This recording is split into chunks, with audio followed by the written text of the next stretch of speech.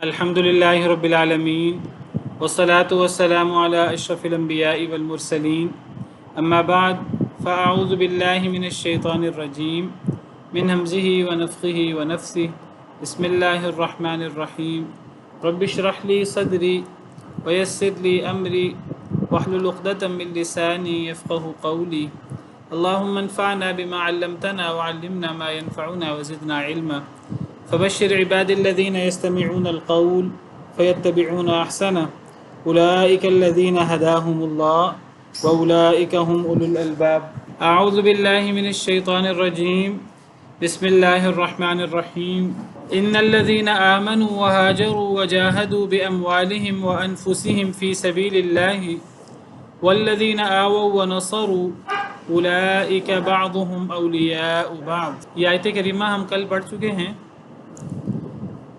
کچھ باتوں کی وضاحت میں مزید چاہ رہا تھا تو میں اس لیے دوبارہ اس آیت کریمہ کو پڑھ رہا ہوں. ان الذين آمنوا وهاجروا وجاهدوا باموالهم وانفسهم في سبيل الله، بے شک وہ لوگ جو ایمان لائے اور جنہوں نے ہجرت کی اور جنہوں نے جہاد کیا اپنے مالوں اور اپنی جانوں کے ساتھ اللہ کے راستے میں. والذین آووا ونصروا، اور وہ لوگ جنہوں نے پناہ دی، ونصروا، اور جنہوں نے مدد کی. اولئک بعضهم اولیاء بعض، یہ لوگ بعض ان کے دوست ہیں بعض کے. اس آیت کریمہ میں اللہ تعالیٰ نے مسلمانوں کے دو بڑے گروہوں کا ذکر فرمایا ہے، اور یہ وہ دو بڑے گروہ ہیں مسلمانوں کے جو نبی کریم صلی اللہ علیہ وسلم کے دور کے ہیں. گویا کہ وہ اولین مسلمان ہیں اس امت کے جو سب سے پہلے نبی کریم صلی اللہ علیہ وسلم پر ایمان لائے. انہوں نے آپ کو دیکھا. بہت بڑی سعادت ہے جو انہیں حاصل ہوئی کہ انہوں نے نبی کریم صلی اللہ علیہ وسلم کو دیکھا اور وہ نبی کریم صلی اللہ علیہ وسلم پر ایمان لائے. تو یہ دو گروہ کون سے ہیں؟ ایک گروہ مہاجرین کا اور ایک گروہ انصار کا. تو اللہ تعالیٰ نے اس آیت کریمہ کے شروع میں ان دو گروہوں کی کچھ صفات بیان کی ہیں جو بڑی عظیم الشان صفات ہیں. یہ وہ صفات ہیں، ایسی صفات ہیں کہ جو اللہ کے ہاں بڑی قدر و قیمت کے حامل صفات ہیں. ایسی صفات ہے جس پر کوئی بندہ فخر کی تو ویسے اجازت نہیں ہے. اگر ایک بندہ اپنا اعزاز سمجھے کہ میری خوبی کیا ہے، تو یہ وہ خوبیاں ہیں جو کسی اللہ کے بندے کے اندر ہونی چاہیے. جن خوبیوں پر کوئی بندہ ناز کر سکتا ہے، اللہ کی توفیق پر اللہ کا شکر ادا کر سکتا ہے، یہ ایسی صفات ہیں جو قابل تعریف صفات ہیں.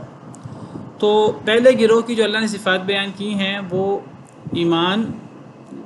ایمان تو دونوں گروہوں میں قدر مشترک ہے، اور پھر ہجرت پہلے گروہ کی صفات میں، اور پھر اللہ کے راستے میں جہاد.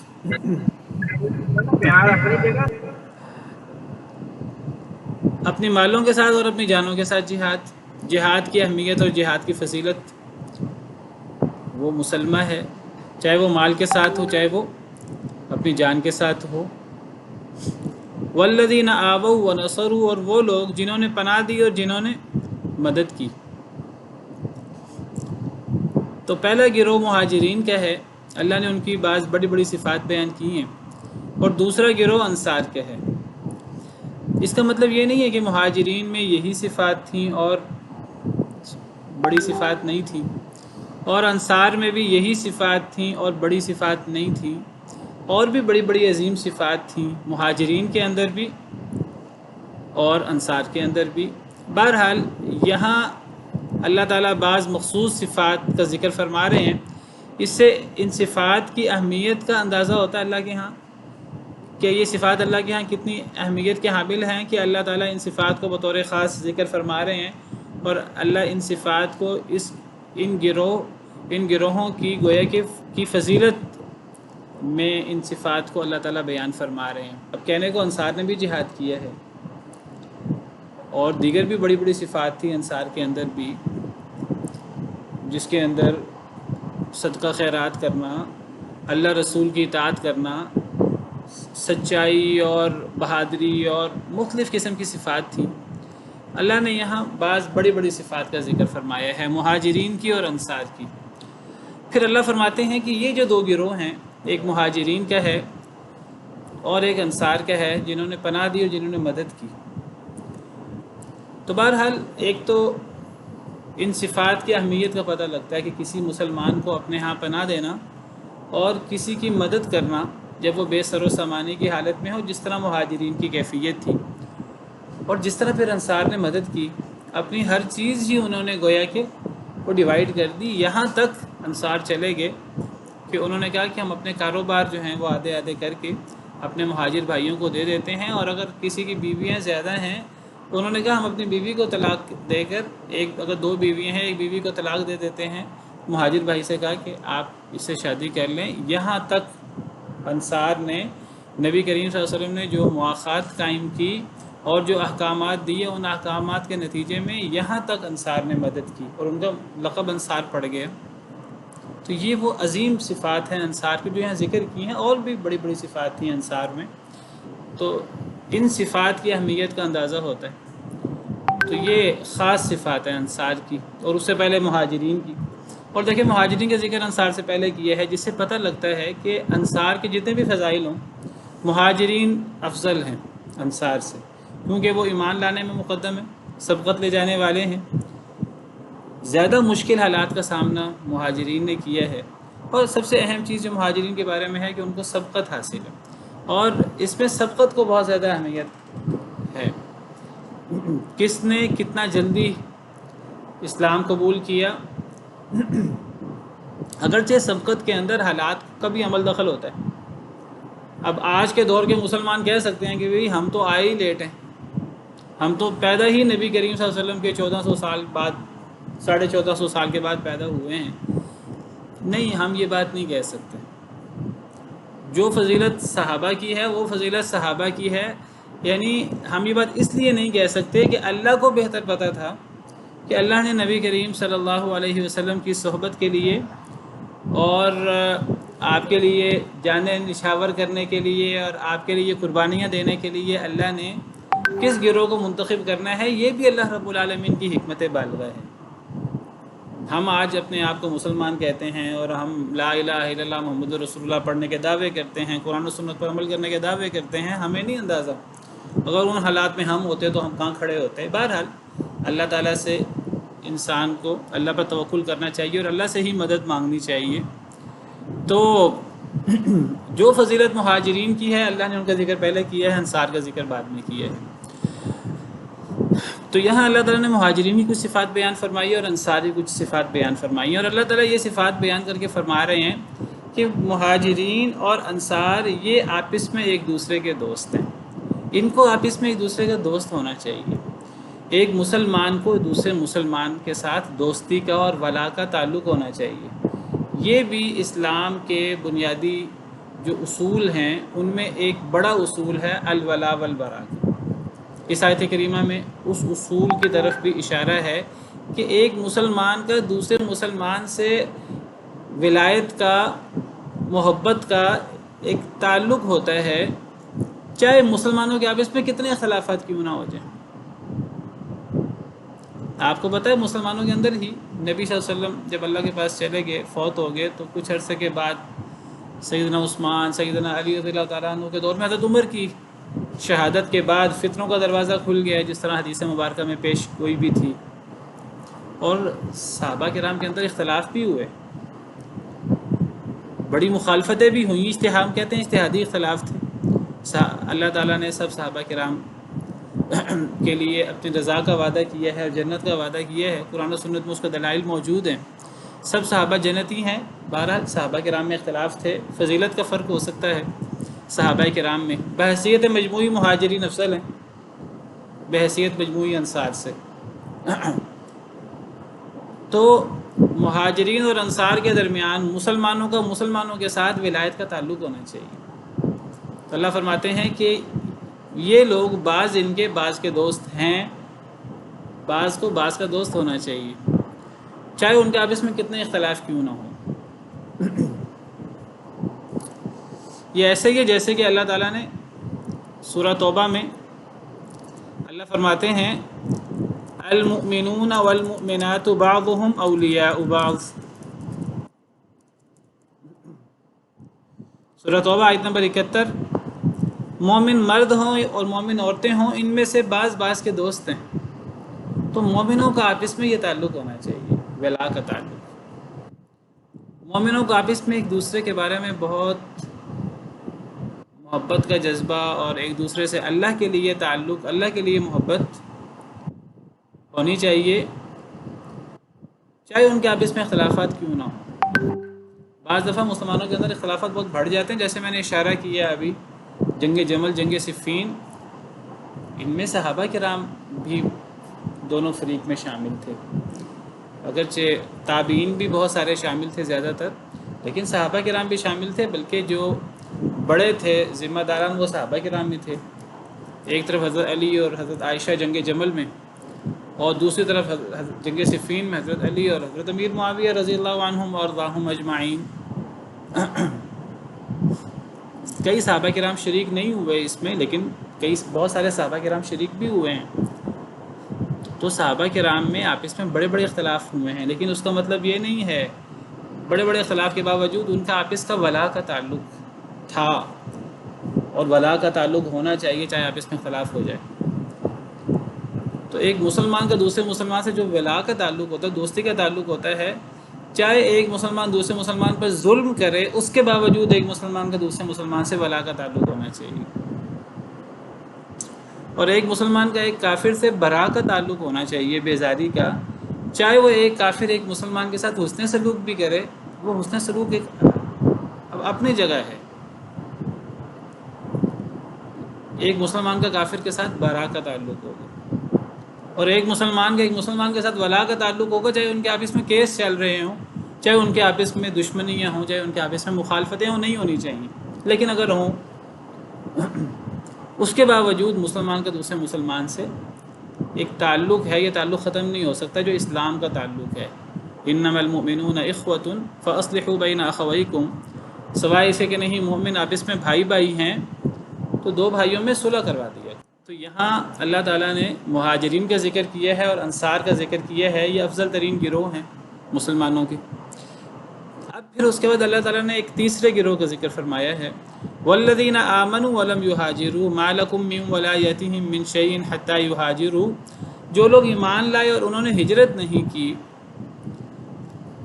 انہوں نے ہجرت بھی نہیں کی، وہ مہاجرین میں بھی نہیں ہیں اور وہ انصار میں بھی نہیں ہیں. پچھلے دونوں گروہوں میں وہ شامل نہیں ہیں، نہ وہ پہلے گروہ میں مہاجرین میں شامل ہیں، نہ وہ اگلے گروہ میں شامل ہیں.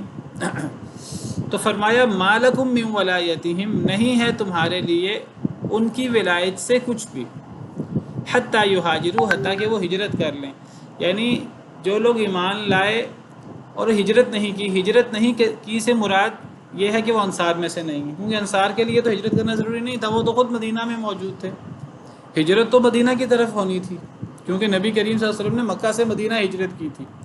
اب جو مسلمان ہوا مکہ مکرمہ میں تھا تو اس کے لیے مدینہ ہجرت کرنا ضروری تھا. جس علاقے میں مسلمان ہوتا گیا اس کے لیے مدینہ منورہ کی طرف ہجرت کرنا ضروری تھا فتح مکہ سے پہلے.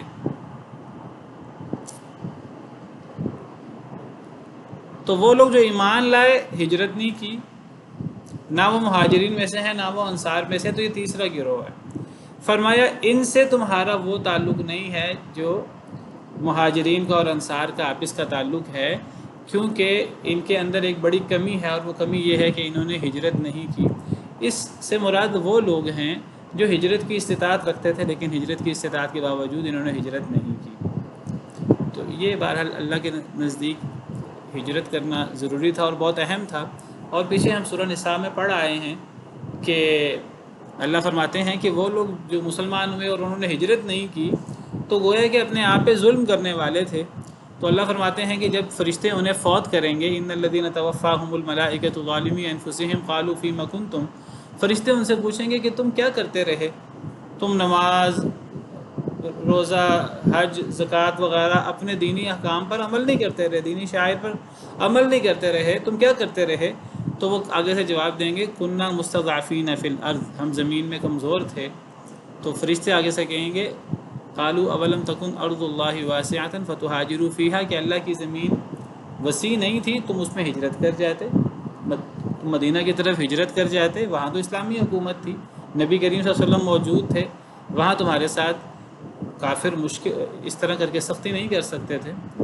تو اللہ فرماتے ہیں فاولئک مأواہم جہنم، ان لوگوں کا ٹھکانہ جہنم ہے، وساءت مصیرا، اور یہ بہت برا ٹھکانہ ہے، الا المستضعفین من الرجال والنساء والولدان، سوائے ان کمزور لوگوں کے، خواہ وہ مردوں سے ہوں، مردوں میں کمزور کون ہوتے ہیں؟ جو بوڑھے ہوں یا بیمار ہوں جو ہجرت نہ کر سکیں، والنساء، اور عورتیں ویسے ہی کمزور ہیں، اکیلی ہجرت نہیں کر سکتی، والولدان، اور بچے، عورتیں اور بچوں کو تو ویسے ہی عذر ہے، تو مردوں میں جو کمزور ہیں، تو مردوں میں کمزور کون ہوں گے؟ کہ جو بوڑھے ہوں یا جو بیماری وغیرہ کی وجہ سے ہجرت نہ کر سکیں۔ لا يستطيعون حیلة ولا يهتدون سبیلا، وہ کسی حیلہ کی استطاعت نہیں رکھتے، کوئی رستہ نہیں پاتے۔ تو اللہ فرماتے ہیں کہ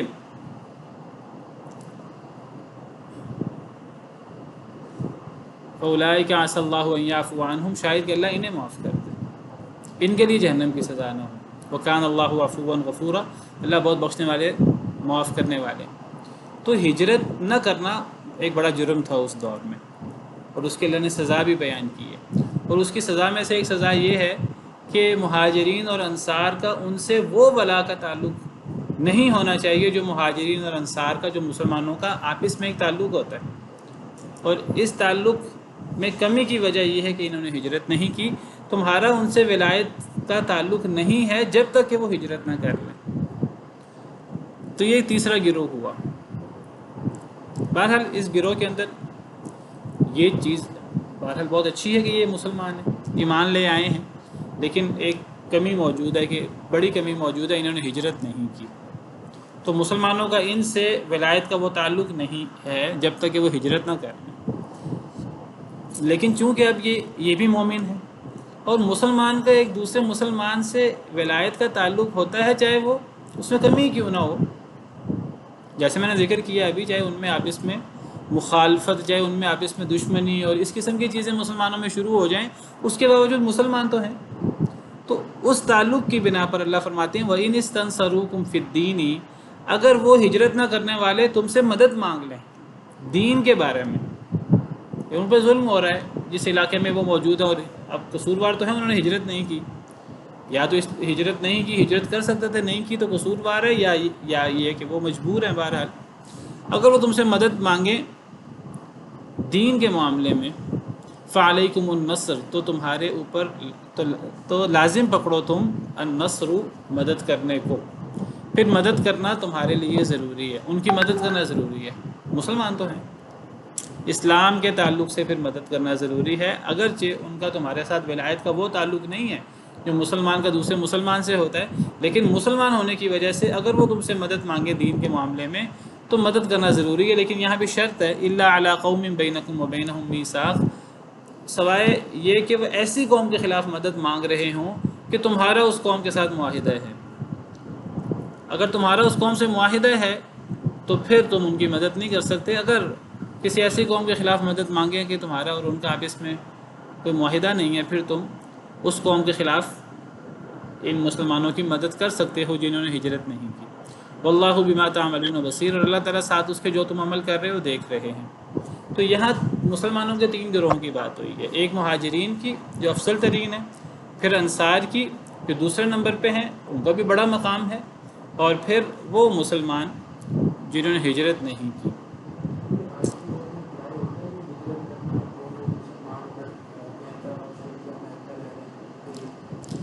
دیکھیے ہجرت کرنا ایک وقت میں ضروری تھا، فتح مکہ سے پہلے۔ فتح مکہ کے بعد ہجرت کرنا ضروری نہیں ہے ہر شخص کے لیے، لیکن اگر کوئی شخص کسی ایسے علاقے میں رہتا ہے کہ وہاں اس کے لیے اپنے دین پر عمل کرنا مشکل ہے آج، تو ایسے شخص کے لیے آج بھی ہجرت کرنا ضروری ہے۔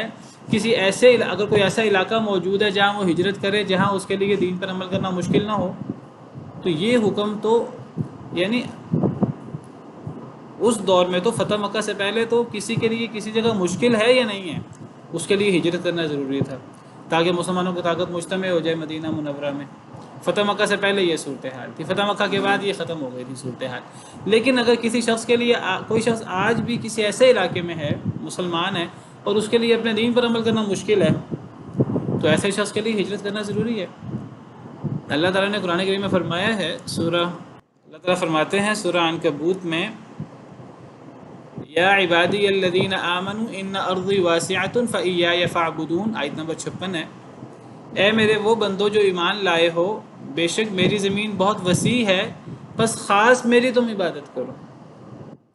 کیا مراد ہے اس آیت کریمہ سے؟ کہ اے میرے ایمان والو، اے میرے ایمان لانے والے بندو، میری زمین وسیع ہے، تم خاص میری عبادت کرو۔ علماء کہتے ہیں اس آیت کریمہ کا معنی یہ ہے کہ اگر تمہیں جس جگہ تم رہ رہے ہو، اگر وہاں تمہیں عبادت کرنے میں مشکلات پیش آ رہی ہیں، اور عبادت سے مراد صرف جس کو آج ہم پرائیویٹ زندگی کہتے ہیں مسلمانوں کی، اور پرسنل زندگی کہتے ہیں، نماز اور روزہ، یہ عبادت میں صرف شامل نہیں ہے۔ عبادت میں وہ پرائیویٹ معاملات ہوں، ہمارے پبلک معاملات ہوں مسلمانوں کے، سب شامل ہیں۔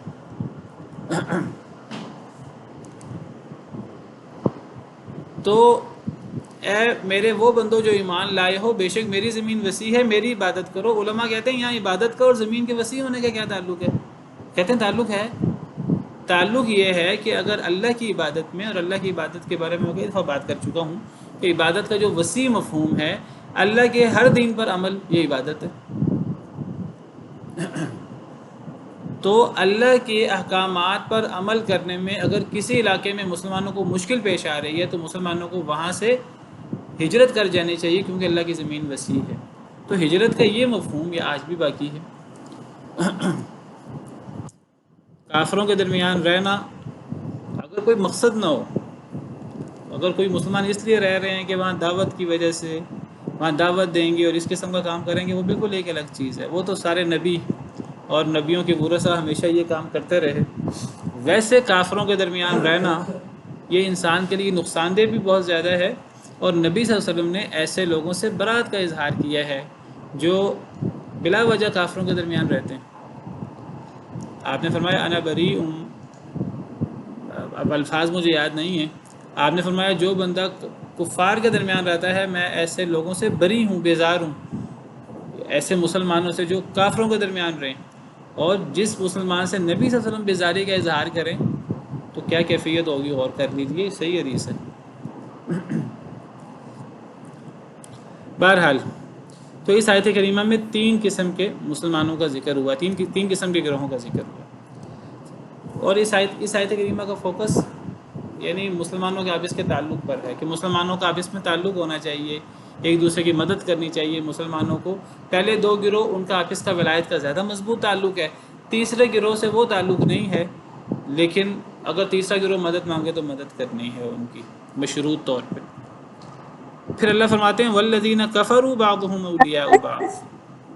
جی سر ایک کوشچن جی جی شاید سے ریلیٹڈ نہ ہو، لیکن میں پوچھ رہی تھی کہ اگر جیسے آپ نے کہا ہے کہ اگر وہ آپ سے مدد مانگیں لیکن وہ ایسی جگہ رہتے ہوں جس کا آپس میں معاہدہ ہو، تو جیسے آج کل آپ کو پتہ ہے نا کہ جو ویگرز مسلمس کا مسئلہ ہے چائنا میں، تو اس کے بارے جی میں بھی لوگ کہتے ہیں کہ ہم کچھ نہیں کر سکتے۔ جو ویگر مسلم ہیں چائنا میں کس نا، جن کے پاس بہت ظلم ہاں ہو جی رہا ہے، ہاں تو جی ان کے بارے میں لوگ ہم کچھ نہیں کر سکتے کیونکہ ہمارے چائنا کے ساتھ وہ دوستی ہے، یہ ہے معاملات، کیا وہ اس کیٹیگری میں آئیں گے؟ چلیں یہ جو ہے نا سوال کسی مفتی صاحب سے سوال کریں، تھوڑے سے مشکل سوال ہیں، تو کسی بڑے بزرگ سے سوال کریں، بڑے عالم سے سوال کریں، انشاءاللہ وہ بہتر جواب دیں گے اس کے بارے میں۔ قرآن کا حکم آپ نے پڑھ لیا ہے، قرآن کا حکم عام ہے، اب یہ حکم کس کس پر اپلائی ہوتا ہے، اس کا اطلاق کس کس پر ہوتا ہے، تو یہ چیز تھوڑی مشکل ہوتی ہے۔ زیادہ بہتر یہ اس کے بارے میں بڑے علماء سے پوچھ لیا جائے۔ السلام علیکم وعلیکم السلام ورحمۃ اللہ۔ جی جی باہر کے ملک جی باہر کے ملک اگر ویسٹ میں کمانے کی غرض سے کمانے کی نیت سے جو اگر رہا جائے اور دین پر عمل کرنے میں بھی اگر مسئلہ نہ ہو تو اس آپ بارے کی میں کیا آواز ہے؟ کلیئر نہیں آ رہی، تھوڑا اونچا بولیں۔ کمائی کی غرض سے جی میرا سوال جی کمائی کی غرض سے ویسٹ یورپ ہو گئے، امریکہ جو لوگ رہتے ہیں دیکھیے اللہ تعالیٰ نے اور فرمایا دین ہے پر بھی عمل کہ کرنے میں مسئلہ نہ ہوگا؟ دیکھیے اللہ نے ہمارے رزق کی ذمہ داری لی ہے، اور اللہ نے ہجرت کی صورت میں سب سے بڑا مسئلہ ہوتا ہے کہ اگر کسی علاقے میں دین پر عمل کرنا مشکل ہے، تو جب ایک انسان ایک علاقے سے ہجرت کرتا ہے کسی ایسے علاقے میں جہاں دین پر عمل کرنا آسان ہے نسبتاً، تو ہجرت کرنے میں بڑا مسئلہ یہ ہوتا ہے کہ انسان جس علاقے میں رہتا ہے اس علاقے میں اس کا گھر بار ہوتا ہے، اس کا کاروبار ہوتا ہے، باقی چیزیں ہوتی ہیں۔ ہجرت کرنے میں انسان کو ایک دفعہ ہر چیز چھوڑنی پڑتی ہے، تو اللہ تعالیٰ نے ہجرت کی صورت میں گارنٹی دی ہے کہ ہجرت کی صورت میں اگر کوئی نقصان ہوگا مسلمانوں کا، گھر بار کا، کوئی کاروبار کا، کوئی انسان اپنی جگہ سیٹ ہے لیکن اس کے لیے دین پر عمل کرنا مشکل ہے، تو اللہ تعالیٰ فرماتے ہیں وَمَن يُهَاجِرْ فِي سَبِيلِ اللَّهِ يَجِدْ فِي الْأَرْضِ مُرَاغَمًا كَثِيرًا وَسَعًا، جو اللہ کے راستے میں ہجرت کرے تو وہ زمین میں لازماً فراخی پائے گا اور زمین میں وسعت پائے گا۔ تو اللہ تعالیٰ فرماتے ہیں کہ ہجرت کرنے میں لوگ سمجھتے ہیں ہم ہجرت کریں گے یہاں سے تو ہمارے لیے دنیاوی حالات مشکل ہو جائیں گے اور ہمارے لیے کھانا پینا مشکل ہو جائے گا۔ اللہ فرماتے ہیں جو ہجرت کرے گا اس کے لیے کھانے پینے کی اور رزق کی ذمہ داری میری ہے۔ وہ ہجرت کرنے والے کے لیے اللہ نے باقاعدہ بطور خاص وعدہ کیا ہے رزق کا، اور ہجرت جو بندہ نہیں کرتا اس کے لیے بھی اللہ نے رزق کا وعدہ کیا ہے۔ تو دیکھیے اصل اہمیت ہے دین پر عمل کرنا کتنا آسان ہے کتنا آسان نہیں ہے۔ اگر کسی کافر علاقے میں مسلمانوں کے لیے دین پر عمل کرنا مشکل ہے، تو اب مسلمان کے نہیں ہمارے لیے دین پر عمل کرنا مشکل ہے کہ نہیں ہے، لیکن ہمارے لیے وہاں جو ہے نا وہ کھانے پینے کے اور ہمارے لیے جاب کے مواقع بہت زیادہ میسر ہیں، وہاں زندگی بڑی آسان ہے۔ تو اصل اہمیت یہ نہیں ہے کہ آپ کے لیے زندگی کتنی آسان ہے کسی غیر مسلم معاشرے میں، اصل اہمیت یہ ہے کہ وہاں دین پر عمل کرنا آپ کے لیے ممکن ہے کہ نہیں۔ اگر دین پر عمل کرنا ممکن ہے تو آپ وہاں رہ سکتے ہیں۔ ہجرت کرنا اب فرض نہیں ہے مدینہ کی طرف، جس طرح فتح مکہ سے پہلے ضروری تھا، لیکن اگر آج بھی کسی علاقے میں مسلمانوں کے لیے اپنے دینی شعائر، نماز پڑھنا مشکل ہے مثلا، اذان دینا مشکل ہے مثلا، اگر کسی علاقے میں مسلمانوں کے لیے اذان دینا مشکل ہو، کسی علاقے میں مسلمانوں کے لیے مسجدیں بنانا مشکل ہو، کسی علاقے میں مسلمانوں کے لیے جمعہ پڑھنا مشکل ہو، کسی علاقے میں مسلمانوں کے لیے اپنے ذبیحہ اور اپنے جو اسلام کے احکام، جس کو اسلام کے شاعر کہتے ہیں، اب تو وہاں ان کے لیے جو ہے وہ اسلام کے شاعر پر عمل کرنا مشکل ہے۔ حج، عمرہ وغیرہ، اور پھر اسلامی سسٹم جو ہے، تعلیمی نظام ہے، اسلام کے دوسرے نظام ہیں، اسلام کا معاشی نظام ہے، تو یہ سارے ہماری عبادت میں شامل ہے جیسے میں نے ذکر کیا۔ اگر کسی علاقے میں مسلمانوں کے لیے ان چیزوں پر عمل کرنا مشکل ہے تو مسلمانوں کے لیے وہاں سے ہجرت کرنی چاہیے۔ ہاں الا یہ کہ کچھ مسلمان وہاں دعوت وغیرہ کے نقطہ نظر سے رہ رہے ہوں، وہ ایک الگ چیز ہے۔ وہ تو ہمیشہ انبیاء کرام علیہم السلام وہ کفار کے درمیان ہی اللہ نے ان کو بھیجا ہے، اور انہوں نے کفار کے درمیان دعوت کا کام کیا ہے۔ جب تک ان کو ان کے علاقوں سے نکالا نہیں گیا، ان کو ان کے علاقوں سے نکلنے پر مجبور نہیں کیا گیا، اس وقت تک انبیاء نے ہجرت نہیں کی۔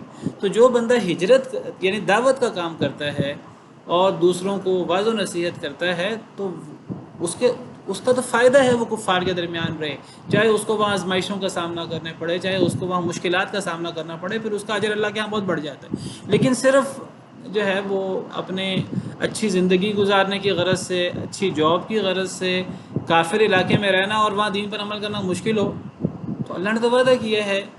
ہجرت کے علاوہ بھی اللہ نے وعدہ کیا وَمَا مِن دَابَّةٍ فِي الْأَرْضِ إِلَّا عَلَى اللَّهِ رِزْقُهَا، اس زمین پر انسان تو چھوڑیں کوئی چھپایا، اللہ پر اس کا رزق کی ذمہ داری ہے۔ اور ہجرت کی صورت میں تو اللہ تعالیٰ نے بطور خاص رزق کی ذمہ داری لی ہے۔ وَمَن يُهَاجِرْ فِي سَبِيلِ اللَّهِ يَجِدْ فِي الْأَرْضِ مُرَاغَمًا كَثِيرًا وَسَعًا، جو بندہ اللہ کے راستے میں ہجرت کرے گا تو وہ زمین میں لازماً فراخی پائے گا اور وسعت پائے گا۔ جی جی جی جی جی جی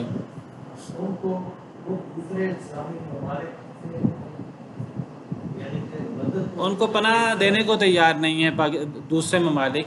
دیکھیے نا، اب مسلمانوں کا جو اصل تعلق ہے وہ اسلام کے نام پر ہونا چاہیے، لیکن دیکھیے آج مسلمان جو ہیں ان کے نزدیک اصل اہمیت اسلام کی نہیں ہے، اب اصل اہمیت اپنے زمین کے ٹکڑے کی ہو گئی۔ یہ پاکستان ہے اور پاکستان کی سرحد یہ ہے، یہ انڈیا ہے اور انڈیا کی سرحد یہ ہے، اور یہ سعودی عرب ہے اور اس کی سرحد یہ ہے، اور یہ فلاں اسلامی ملک ہے اور اس کی سرحد یہ ہے. آج مسلمانوں کے لیے اسلامی تعلق کی بجائے اصل تعلق پاکستانی ہونے کا تعلق ہے. ایک پاکستانی، وہ پاکستانی ہے، چاہے وہ ہندو ہے، چاہے وہ عیسائی ہے، چاہے وہ یہودی ہے، چاہے جو بھی ہے، وہ پاکستانی ہے. تو اس کو پاکستان میں اس کو ایسے حقوق حاصل ہیں جو ایک بہت اچھا جو مسلمان ہوگا دوسرے علاقے میں، اس کو وہ حقوق ہمارے ہاں حاصل نہیں ہوں گے. تو ہمارے ہاں آج یعنی اسلام اور ایمانی تعلق کی بجائے آج یعنی گویا کہ یہ جو ہمارے آپ سمجھیے کہ سرحدیں ہیں، تو آج سرحدوں کو بڑا تقدس حاصل ہے اور سرحدوں کو وہ اہمیت حاصل ہے. اسلام میں دیکھیے اپنے علاقے کے ساتھ محبت اور اپنے علاقے کے ساتھ تعلق یہ ایک فطری چیز ہے. اسلام اس کو ڈینائی نہیں کرتا، اس کا انکار نہیں کرتا. لیکن اگر اپنے علاقے کے ساتھ تعلق وہ اسلامی تعلق پر اگر غالب ہو جائے تو یہ شرک ہے، اللہ معاف کرے. یہ چیز انسان کو شرک تک لے جاتی ہے. اگر دیکھیں نبی صلی اللہ علیہ وسلم کو مکہ مکرمہ میں آپ رہے، آپ کو مکہ مکرمہ سے محبت تھی. آپ مدینہ منورہ میں رہے اور آپ نے مدینہ منورہ کے فضائل بیان کیے، اور مدینہ منورہ سے بھی آپ کو محبت تھی. تو وطن سے محبت یہ ایک فطری چیز ہے اور اسلام نے اس کا انکار نہیں کیا. یہ ایسی بات ہے جیسے باپ بیٹے کی آپس کی محبت ہوتی ہے، جیسے بھائیوں کی آپس کی محبت ہوتی ہے. تو یہ آپس میں جو خونی تعلق ہے، اس کی اہمیت اسلام نے بھی اس کو ڈینائی نہیں کیا. لیکن اگر خونی تعلق جو ہے وہ اسلامی تعلق کے اوپر حاوی ہو جائے تو وہاں ہم نے پڑھا ہے الولا والبراء کے تعلق کا تقاضا یہ ہے کہ اگر باپ اور بیٹا ان کا دین فرق ہے تو اس وقت پھر ایک مسلمان سے ولا کا تعلق ہوگا. اپنے باپ سے جو دوسرے مذہب کا ہے اس سے وہ تعلق نہیں ہوگا. بلکہ اللہ تعالیٰ فرماتے ہیں کہ ایک وہ مسلمان جو اللہ اور آخرت پر ایمان رکھتا ہے، وہ کبھی بھی ایسے شخص سے جو اللہ اور اللہ کے رسول کا مخالف ہو اس سے کبھی دوستی نہیں کر سکتا، کبھی اس سے محبت نہیں کر سکتا، چاہے وہ اس کا باپ کیوں نہ ہو، چاہے وہ اس کا بیٹا کیوں نہ ہو، چاہے وہ اس کا بھائی کیوں نہ ہو، چاہے اس کا رشتہ دار کیوں نہ ہو. سورہ مجادلہ کی جو آخری آیت ہے اور دیگر آیات قرآن کریم کی. تو بہرحال دیکھیے ایک بڑا ہمارا تصور ہے، اسلامی اصول ہے الولا والبراء. آج اس اصول پر عمل بہت کم ہوتا ہے، اللہ معاف کرے. اور اس اصول کو بہت سارے مسلمان بھلا چکے ہیں، اور اللہ تعالیٰ اس اصول کو باقاعدہ ایمان کی شرط قرار دیتے ہیں. قرآن کریم میں بعض آیات سے پتہ لگتا ہے کہ جو بندہ الولا والبراء کا دھیان نہیں کرتا وہ تو مومن ہی نہیں ہے. بعض آیات میں یہاں تک موجود ہے وَلَوْ كَانُوا يُؤْمِنُونَ بِاللَّهِ وَالنَّبِيِّ وَمَا أُنزِلَ إِلَيْهِ مَا اتَّخَذُوهُمْ أَوْلِيَاءَ. اللہ فرماتے ہیں کہ اگر منافقوں کے بارے میں بات ہو رہی ہے، اگر منافق اللہ رسول پر ایمان لاتے تو وہ کبھی یہودیوں کو دوست نہ بناتے. اس آیت کریمہ سے علماء نے استدلال کیا ہے کہ الولا والبراء کا یہ اصول یہ ایمان کی شرط ہے. جو بندہ اس اصول پر عمل نہیں کرتا وہ گویا کہ اس کا ایمان ہی بہت کمزور ہے، اس کا ایمان ہی ناقص ہے والعیاذ باللہ. تو اللہ تعالیٰ فرما رہے ہیں والذین کفروا بعضهم اولیاء بعض. وہ لوگ جنہوں نے کفر کیا ان میں سے بعض کے دوست ہیں. یعنی جس طرح ایک مومن کا ایک مومن سے تعلق ہوتا ہے، اسی طرح کافروں کا کافروں سے تعلق ہے. اور گویا کہ اللہ تعالیٰ ہمیں یہ ترغیب دلا رہے ہیں کہ جب ایک کافر دوسرے شخص سے وہ کافر ہونے کی بنا پر ایک تعلق رکھتا ہے تو حالانکہ وہ تو کافر ہیں، کافروں کا کافر سے تعلق میں کوئی اللہ سے ثواب وغیرہ کی کوئی اس میں کوئی اجر کی کوئی امید نہیں ہے. وہ تو غلط چیز پر اکٹھے ہیں، پھر وہ اکٹھے ہیں، پھر وہ ایک دوسرے کے دوست ہیں. تو ایک مسلمان دوسرے مسلمان کا دوست کیوں نہیں ہو سکتا؟ حالانکہ وہ حق پر اکٹھے ہیں اور ان کے آپس کے اس تعلق پر بہت بڑا اجر ہے اللہ کے ہاں. قیامت کے دن اللہ تعالیٰ فرمائیں گے کہ کہاں ہیں وہ جو میری ذات کے لیے محبت کیا کرتے تھے. اور اللہ قیامت کے دن انہیں نور کے ممبر عطا کریں گے، اور اللہ تعالیٰ قیامت کے دن انہیں احادیث مبارکہ میں بڑی فضیلت ہے جو اللہ کے لیے محبت کرتے ہیں، جن کا تعلق صرف اللہ کے لیے ہوتا ہے. اور مومنوں کا آپس کا تعلق اللہ کے لیے ہے. اور حدیث مبارکہ میں آتا ہے کہ اللہ نے جو اللہ کے لیے آپس میں محبت کرتے ہیں، دین کے لیے آپس میں محبت کرتے ہیں، ان کا کوئی دنیاوی مقصد نہیں ہے. ایسے لوگوں کے لیے اللہ نے ایسی نعمتیں اور ایسے گھر تیار کیے ہیں جنت میں کہ لوگ سمجھیں گے جیسے یہ گھر تو نبیوں کے ہیں. ایسے ان کا مقام ہوں گے کہ نبی بھی اس پر رشک کریں گے. وہ لوگ جو اللہ کے لیے محبت کرتے ہیں اور اللہ کے لیے تعلق رکھتے ہیں ایک دوسرے سے. تو اللہ فرما رہے ہیں کہ کافر لوگ وہ بعض بعض کے دوست ہیں. تو پھر جب کافر بعض بعض کے دوست ہیں تو پھر مسلمان بعض بعض کے دوست کیوں نہیں ہیں؟ مسلمانوں کو آپس میں کافروں سے زیادہ مسلمانوں کا تعلق مضبوط ہونا چاہیے. وعلیکم السلام. الا تفعلوه تکن فتنة فی الارض وفساد کبیر.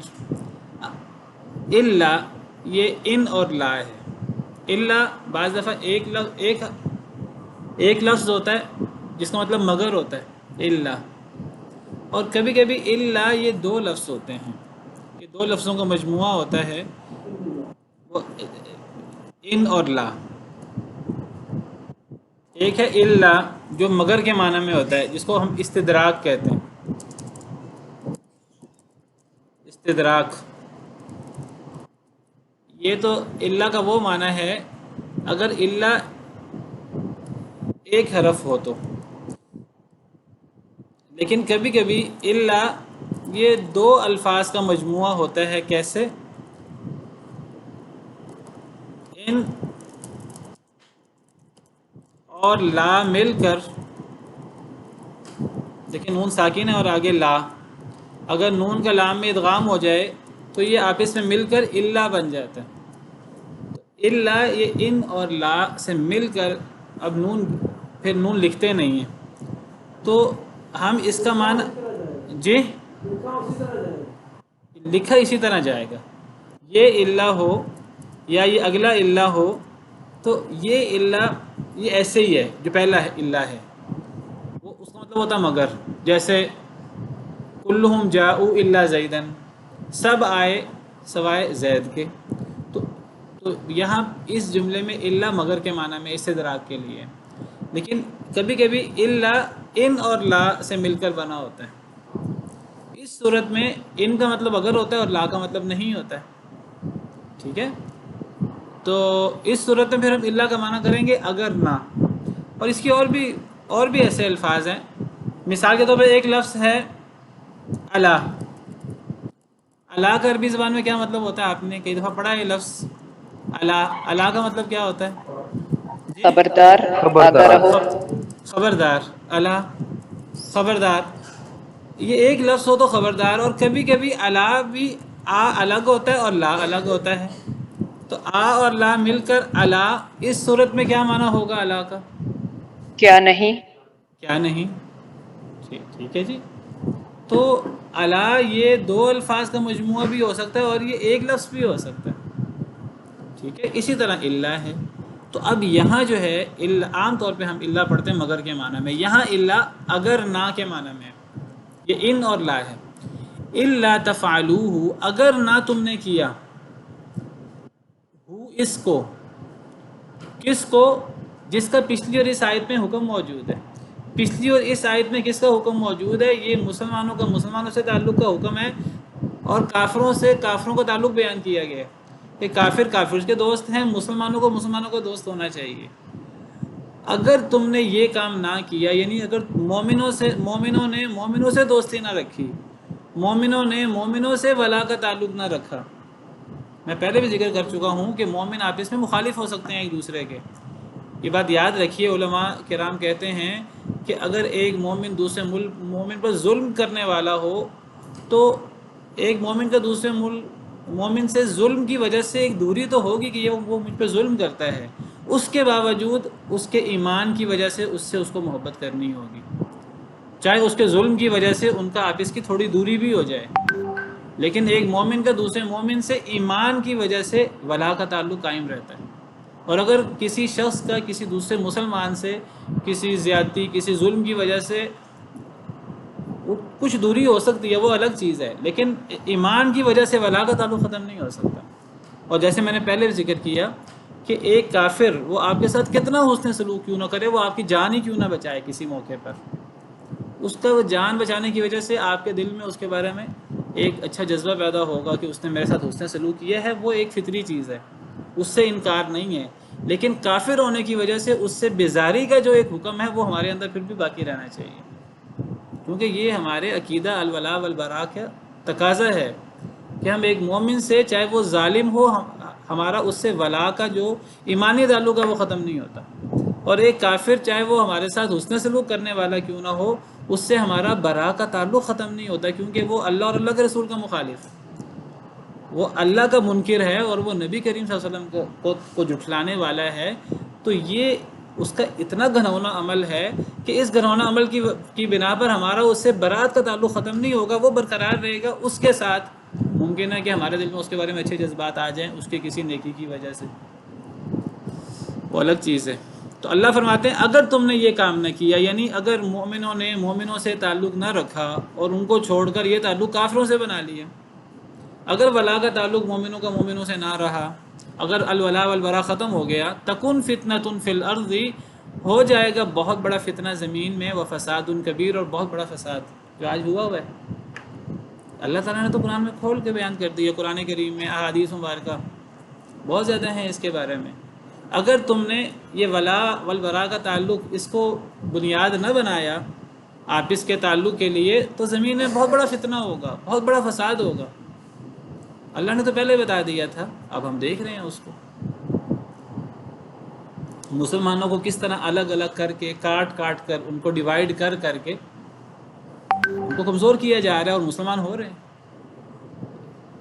اور وہ جو بھی بات ہو رہی تھی سرحدوں کی، وہ جو خلافت کا ہمارا ایک تصور تھا وہ ختم ہو گیا، بڑی محنت سے انہوں نے اس کو ختم کیا ہے۔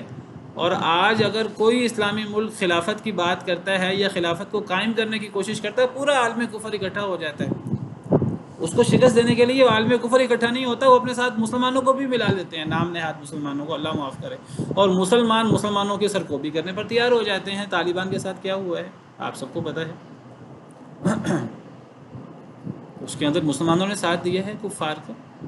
وہ چاہتے ہیں کہ مسلمان کوئی ایک ایسی خلافت کوئی قائم نہ کر دیں کہ باقی مسلمان دوبارہ خلافت سے جڑنے پر تیار ہو جائیں اور دوبارہ مسلمانوں کا اتحاد ہو جائے۔ خلافت کتنی بھی کمزور تھی، لیکن اس میں مسلمانوں کا آپس کا تعلق مسلمان ہونے کی بنا پر تھا۔ اس میں جتنے بھی مسلمانوں کے علاقے تھے وہ الگ الگ سمجھے گورنر تھے، وہ ساری خلافت وہ ایک خلیفہ کے تحت تھی، اور اس میں کہیں بھی زیادتی ہوتی تھی کسی مسلمان سے تو دوسرے مسلمان کو تکلیف ہوتی تھی، اور وہ ایک دوسرے کی مدد کرتے تھے اور ذمہ دار سمجھتے تھے ایک دوسرے کو۔ بہرحال اللہ فرماتے ہیں اگر تم نے یہ کام نہ کیا تو زمین میں بہت بڑا فتنہ ہوگا، بہت بڑا فساد ہوگا۔ یہ مشہور تفسیر ہے ان دو آیات کی جو میں نے آپ کے سامنے کی ہے، کہ مسلمان کا مسلمان سے ولایت کا تعلق، ولا کا تعلق ہوگا، اور کافروں کا کافروں سے ہے، مسلمانوں کا کافروں سے برات کا تعلق ہونا چاہیے۔ ایک دوسری تفسیر بعض مفسرین کے ہاں وہ بھی آپ کے علم میں ہونی چاہیے ان دونوں آیات سے۔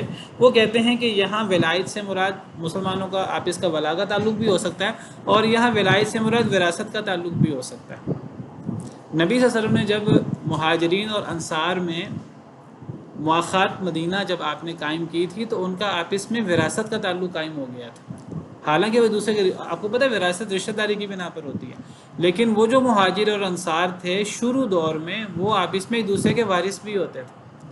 اگر ان میں سے کوئی فوت ہو جاتا، وہ جن کو نبی صلی اللہ علیہ وسلم نے بھائی بنایا تھا، تو وہ ایک دوسرے کے وارث بھی ہوتے تھے۔ شروع اسلام میں ایسا ہی رہا ہے، پھر اسلام کے آخر میں یہ حکم منسوخ ہو گیا تھا۔ تو بعض مفسرین کے مطابق یہاں مہاجر اور انصار ایک دوسرے کے دوست ہیں، وہ کہتے ہیں اس سے ولا کا تعلق بھی مراد ہے اور اس سے وراثت کا تعلق بھی مراد ہے۔ آپ کو پتہ ہے کہ سورہ انفال یہ جنگ بدر کے تناظر میں ہے، تو گویا کہ یہ مدنی دور کے شروع کی صورت ہے۔ تو وہ جو مواخات ہوئی تھی مدینہ منورہ میں شروع میں، بعض مفسرین کہتے ہیں اس کے تناظر میں یہاں ان کی آپس کی وراثت مراد ہے، اور یہ وراثت مہاجرین اور انصار کی تو ہوگی، یہ وراثت ان لوگوں کی نہیں ہوگی جو مسلمان ہو گئے ہیں لیکن وہ ہجرت انہوں نے نہیں کی۔ وہ ہجرت جنہوں نے کی اور جو مدینہ کے انصار اور مدینہ منورہ کی طرف ہجرت کرنے والے، ان کی آپس میں مواخات آپ نے قائم کی تھی۔ بہرحال یہ حکم وقتی تھا وراثت کا، اگر اس سے مراد وراثت بھی لی جائے تو یہ وقتی حکم تھا، بعد میں قرآن کریم میں بھی اس کو منسوخ کر دیا گیا، ابھی آگے ذکر بھی آئے گا، اور احادیث مبارکہ میں بھی پتہ لگا کہ بعد میں یہ حکم منسوخ ہو گیا تھا۔ تو مسلمان کا دوست ہوتا ہے اور مسلمان کا وارث ہوتا ہے، کافر کا دوست ہوتا ہے اور کافر کا وارث ہوتا ہے۔ ان آیات سے وہ جو مشہور حدیث ہے صحیح بخاری کی، لا یرث المسلم الکافر ولا الکافر المسلم، کہ مسلمان کافر کا وارث نہیں ہو سکتا اور کافر مسلمان کا وارث نہیں ہو سکتا، تو بعض علماء نے ان احادیث کو، صحیح بخاری صحیح مسلم کے احادیث ہے، انہیں یہ آیت نمبر 72 کی تشریح میں بھی ذکر کیا ہے کہ اس آیت کریمہ سے آپ یہ بھی مراد لے سکتے ہیں، یہ آیت نمبر 72 سے، کہ کافر کافر کا وارث ہوگا، کافر مسلمان کا وارث نہیں ہو سکتا، اور مسلمان مسلمان کا وارث ہوگا، مسلمان کافر کا وارث نہیں ہو سکتا۔ اور وہ حدیث مبارکہ میں تو صراحت ہے، جیسے میں نے ذکر کیا، صحیح بخاری کی حدیث ہے کہ ایک مسلمان کافر کا وارث نہیں ہو سکتا۔ تو اگر ایک آدمی فوت ہو جائے اور اس کی اولاد میں 3 بیٹے ہیں، ایک بیٹا کافر ہے، 2 بیٹے مسلمان ہیں، تو اگر باپ مسلمان ہے تو اس کے مسلمان بچے وارث ہوں گے، کافر بیٹا وارث نہیں ہوگا۔ ہاں ابھی بھی یہ حکم اسی طرح ہے۔ بعض مفسرین نے یہاں وراثت مراد لی ہے، یہ بھی معنی صحیح ہو سکتا ہے۔ اور وہ جو ولایت کا معنی ہے، مسلمان کا مسلمان سے تعلق، اصل تفسیر اس کی وہی ہے، وراثت کا وہ بھی مراد ہو سکتی ہے۔ والذین آمنوا وہاجروا وجاہدوا فی سبیل اللہ والذین آووا ونصروا اولئک هم المؤمنون حقا۔ چلیں اتنا ہی کافی ہے، باقی انشاءاللہ پھر کل۔ سبحان ربک رب العزت عما یصفون وسلام علی المرسلین والحمد للہ رب العالمین۔